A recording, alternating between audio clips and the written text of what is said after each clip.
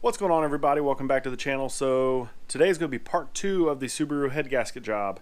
Part 1, you saw us go ahead and yank the motor out. I'll put a link up above for that if you want to go back and start at part 1. So the goal for part 2 is to go ahead and get this complete intake manifold off. We'll get the exhaust off, probably get this coolant crossover pipe off.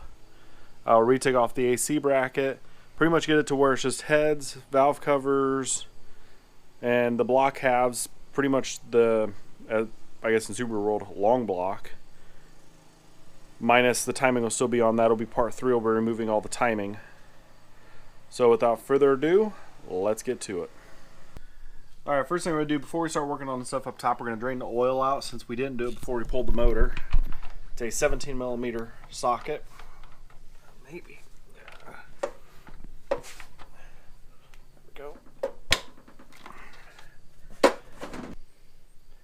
Alright, oil's draining. We're going to go on the back of the motor. There's this exhaust pipe that goes from the cylinder head to the intake manifold. Just use an adjustable wrench to get that off. It might be stuck. Get on there and there we go. That one broke free. We'll come down to the one on the head.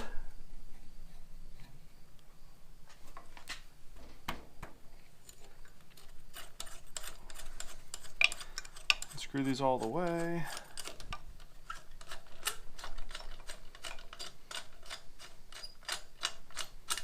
And we'll set that aside. Now that that pipe's off, there's 2 coolant pipes that go to the throttle body that actually go down to the engine block. So pinch the hose clamp, pull it back. Let's go and do both at one time. Use the pliers to kind of break the seal. We'll go and pull those off. Just like that. Then we have the connector right here for the NOx sensors. Just pinch that. And then on this side there's a hose. I'm pretty sure it's PCV. I'll try to get it off without taking this other bracket off. Just work it off and we'll actually take it and slide on that side like that. Alright, disconnect this harness here. We'll just tuck it away. And then on the bottom side of this connector, there's a tab right here. You pull that back, and then the connection will actually slide off to the side, like that. Then we're going to disconnect, I believe this is a valve timing solenoid. Pop that off. Pop that one off.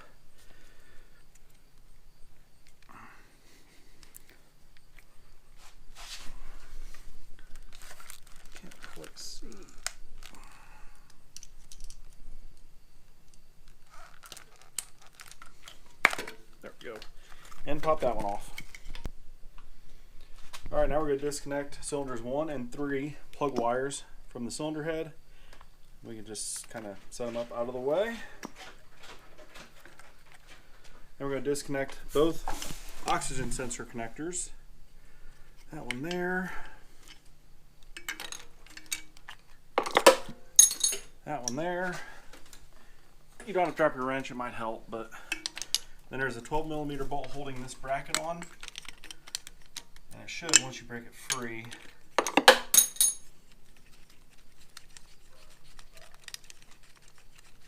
spin that out by hand. The reason I say that is if you try to take these connectors off this bracket, I can see enough for us there that these connections might break. So instead of breaking them, we'll just do this. And I'll just go ahead and put that back in the head for now.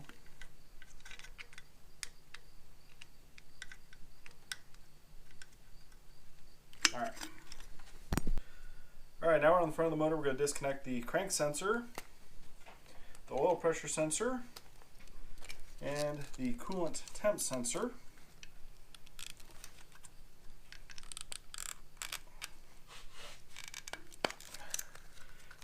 Just like that. Now we have 3 connections on this head that one off. Pop that one off. And we have one down here for the cam sensor. Pop that one off. And we have cylinders 2 and 4 plug wires we'll take out. And now we're ready to pull the 8 14 millimeter or 12 millimeter bolts that hold the intake manifold to the cylinder heads. All right, there's a bolt on each end, and then there's 2 in the middle, so we'll take those out on this side.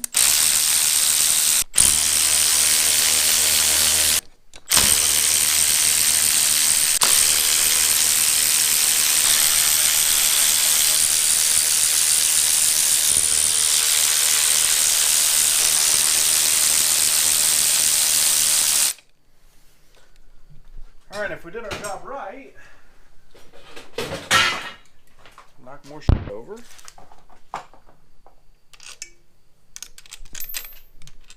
Grab the bolts with a magnet on both sides, so that way they don't get hung up on anything. We should be able to lift the intake manifold off. All right, we're gonna take this AC bracket off now.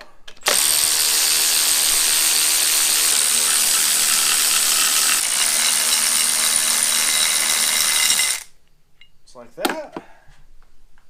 And then we're gonna take off this coolant crossover. It's just got 4 10 millimeter bolts.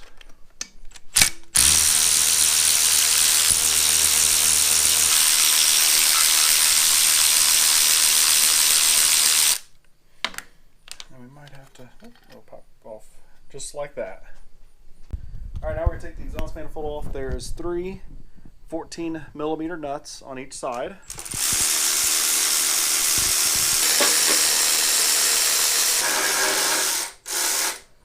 We'll leave that one a little bit on, and we'll get the ones on the other side off. All right, and we also have 3 14 millimeter nuts on this side.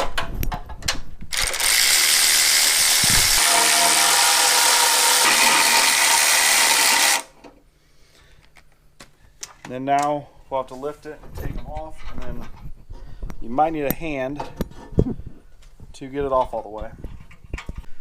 All right, before you drop it off, there is a 10 millimeter bolt here and one on the back that holds this bracket on. And again, I'm gonna take the bracket off because I don't want to break these wire holders.